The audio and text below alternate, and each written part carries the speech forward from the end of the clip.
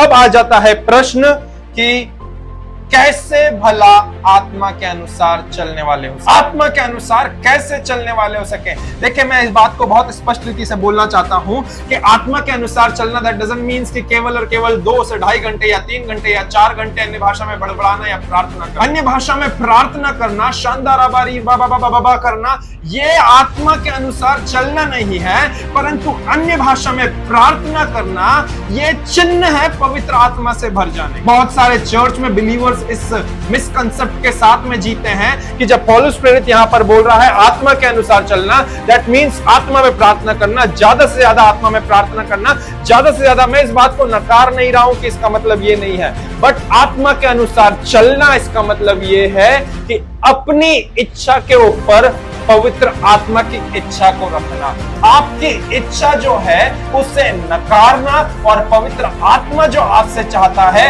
उसे स्वीकारना, खुद को नकार करके पवित्र आत्मा की इच्छा को स्वीकारना और पवित्र आत्मा की इच्छा जो आपसे है उसे पूरी करते जाना, ये होता है आत्मा के अनुसार चलना, ना कि खुद के अनुसार। हम लोग कई बार बोलते हैं प्रभु तेरी जो इच्छा है मैं उसके अनुसार चलना चाहता हूं, प्रभु जो तेरी इच्छा है मैं उसके अनुसार जीना चाहता हूं।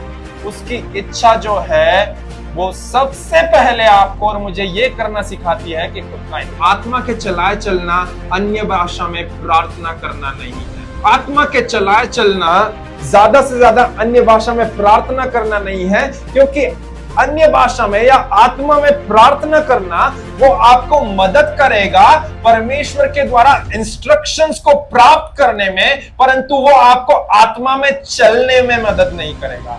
आत्मा में चलना ये आपका स्वयं का चुनाव, ये आपका स्वयं का निर्णय होना चाहिए कि नहीं प्रभु मेरी इच्छा नहीं परंतु तेरी इच्छा मेरे जीवन में पूरी हो।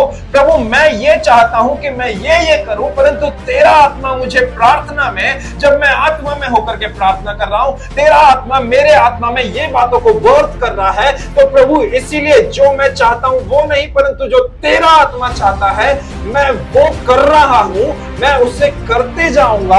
मैं उसके लिए 1 कदम बढ़ा रहा हूं, मैं उसके लिए 2 कदम बढ़ा रहा हूं। जब आप ऐसे 1 कदम के ऊपर दूसरा कदम करते हुए उन सब बातों को जो पवित्र आत्मा आपके हृदय में बर्थ करता है, आत्मा में प्रार्थना करने के द्वारा जब आप उनके ऊपर अमल करते हैं, then you begin to walk in this. Correction to the churches right now, those who are listening, that praying in tongues or praying in the spirit doesn't mean you are walking in the spirit, but praying in tongues or praying in the spirit will help you to walk on the track. It builds up a track.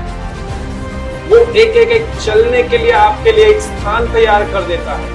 आत्मा में प्रार्थना करना, आत्मा में भर करके अन्य भाषा में प्रार्थना करना, वो आपके लिए एक मार्ग को तैयार करता है परमेश्वर के आत्मा के द्वारा निर्धारित किए हुए उस मार्ग को, परंतु अंततः आपको ही उस पर चलना है।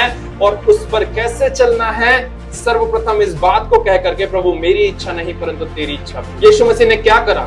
गतसमनी के बारी में था, वो बोल रहा था कि प्रभु यदि हो सके तो ये प्याला मेरी ओर से टल जाए, परंतु फिर भी मेरी नहीं परंतु तेरी इच्छा पूरी होने वाली है। The moment when Jesus spoke this statement, what he does is he began to walk in the spirit. The moment he said this one thing, जैसे ही यीशु ने बोला, what he does is उसने अपने कार्नल सेंसेस को उसी time पे dim down कर दिया, ड्राइड अप कर दिया, and he began to walk in the spirit. That is what Galatians says. वो क्या बोलता है कि आत्मा के अनुसार चलो तो तुम तुम्हारी शरीर की अभिलाषाओं को पूरा ना करोगे। यीशु मसीह का शरीर भयभीत था जब वो गतसमनी के बाग में था। वो जानता था कि मेरा अरेस्ट होना बाकी है, वो जानता था कि अब मेरे इसके बाद में मेरे को कोड़े पड़ेंगे, वो जानता था कि मेरा क्रूसिफिक्शन होना बाकी है, मैं बहुत ही भयानक और दर्दनाक एक मौत में से होकर के जाऊंगा। He knows everything, but what he does is, while he was praying in the Garden of Gethsemane, he said, Father, if it is possible, let this cup pass by. Nonetheless, not my will, but let your will be done. The moment he said this, that's how he began to walk in this. ऐसा ही करने के द्वारा वो आत्मा में चलने लग गए।